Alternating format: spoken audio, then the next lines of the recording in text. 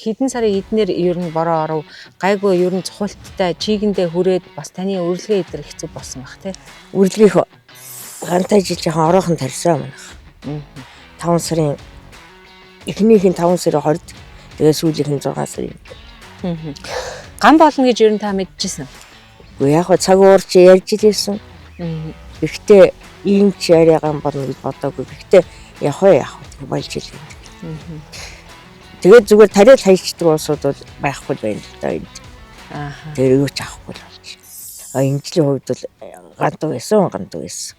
Тэгээ гандууч гэсэн бид нэр яг юу хүрээлэнгийн биовордоо гомат энтрээ цацсны хүчинд ургацааны гайгүй шиг гаагаас нэг 14 центр авч байгаа. Бордооны хүчээр л явлаа да. Бордог нэг 4 удаа цацсан манайх. 4 дахин. Энэ жил нэг 40 сая төгрөгийн бордоо орсон шүү. Бордооны хүч бас нэлээд. Бордооны хүч их байна. Яг ямар бордог энэ авцсан юм бэ? Биогоо.